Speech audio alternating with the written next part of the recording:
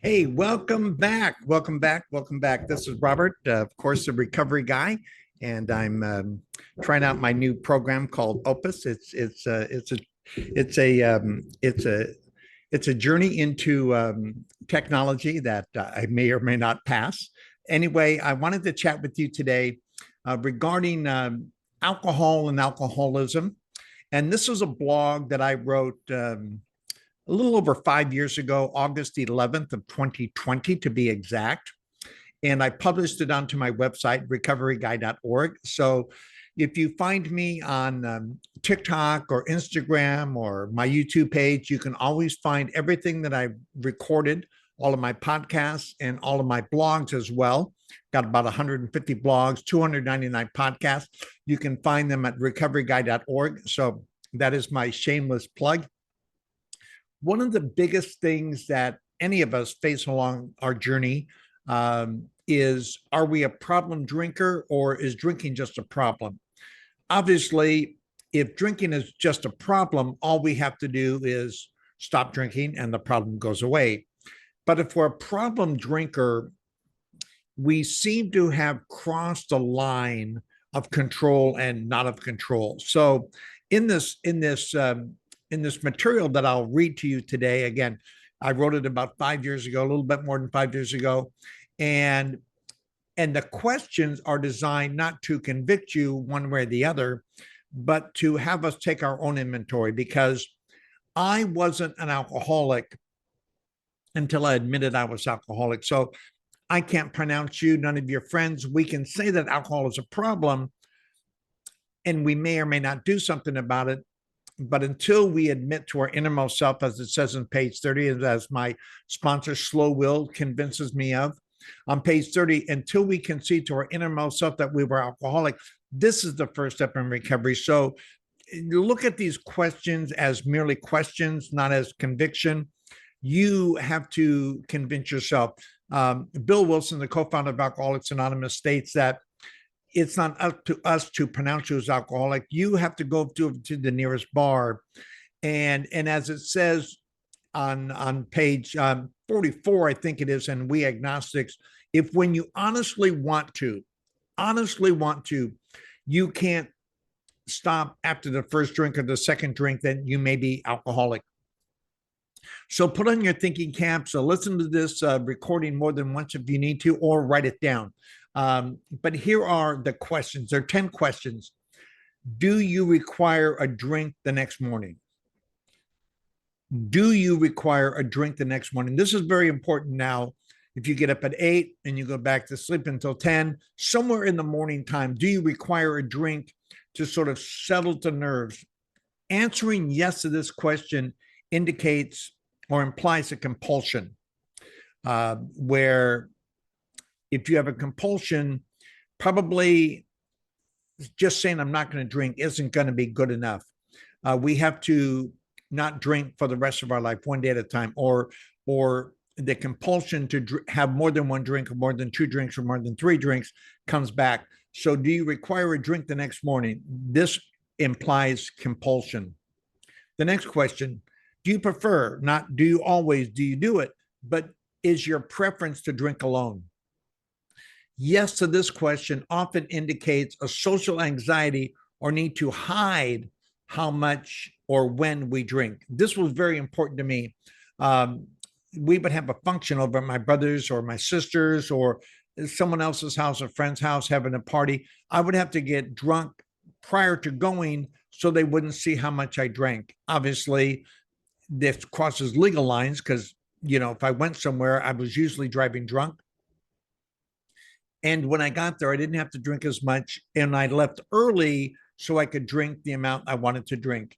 So the question is, do you prefer, not do you, but do you prefer to drink alone? The next question is, do you lose time from work due to drinking? Is my work interrupted in one way or another? Now, losing time from work doesn't mean whether or not we show up. It's how we show up. Are we capable of performing after we've drank, or do we drink on the job, which hinders obviously our performance? Remember that alcohol is a sedative. It puts asleep parts of our body, parts of our thinking, parts of our ability to respond and functional as a high rate. We think we function better under alcohol, but that's because we're rarely sober at this point. The next question is your drinking harming your family in any way? I was talking to one of my friends. He said, am I alcoholic? Do you think I'm alcoholic? Well, it doesn't matter what I think. What matters is, are you a better husband when you drink or when you don't drink?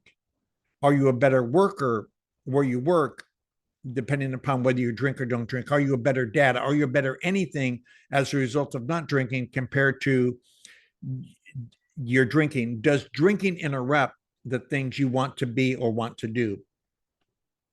Do you crave a drink at a particular time of day? This indicates compulsion. This often indicates that alcohol is becoming a means of self-medicating based on daily events or an increasing tolerance. So if I can't wait till Friday comes, right? That's when everyone, oh, it's Friday. At 4:30, I'm going to check out, and at 5 o'clock, I'm going to be at the bar and I'm having a drink. Be very careful of that, because one drink for this type of person usually, not always, but usually indicates a compulsion. And one turns into two, turns into four, four turns into six, and six turns into the next day. So the next question is, do you get the inner shakes unless you continue drinking? This is a very difficult question. Do you feel uncomfortable? Like question number one, do you require a drink the next morning? Indicates a compulsion. You now have the beginning stages of needing alcohol on a cellular level, like an eating addiction, a food addiction. There's a thing called the set point, and our body knows when we need more sugar, more carbohydrates, more whatever. And the same thing with alcohol. When we crave a drink, we're self-medicating, and it increases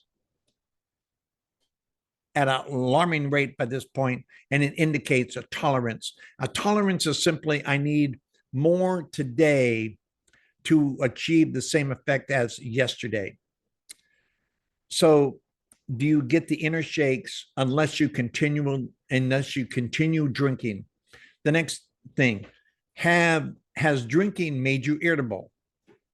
It's like we've seen commercials, we've seen people talk about, you get hangry, right? If you don't get enough sugar, if you don't get enough food at the right time, do you get angry? Do you get uncomfortable? Same thing with alcohol.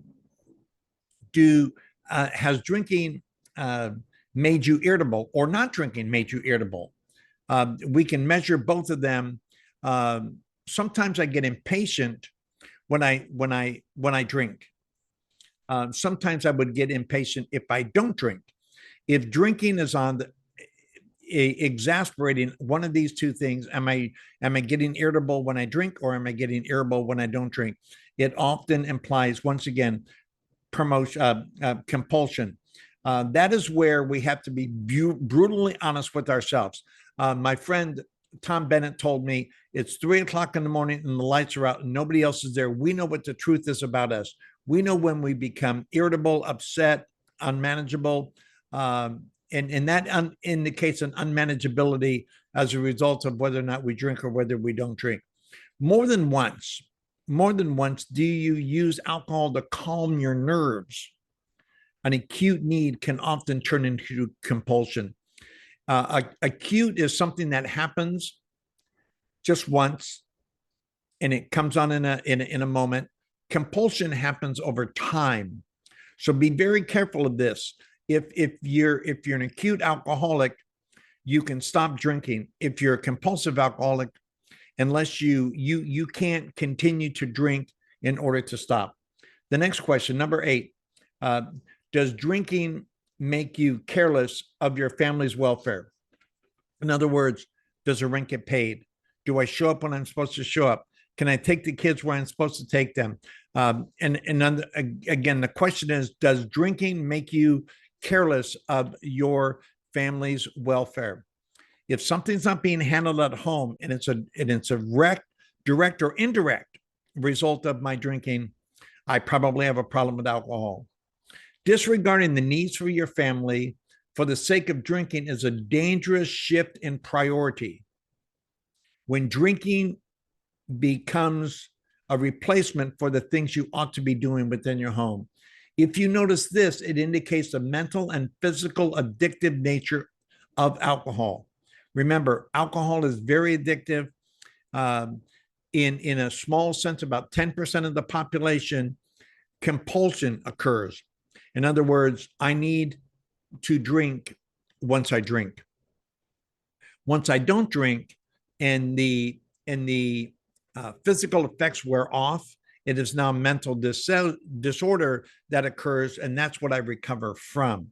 But I can't recover from something that I don't think I have.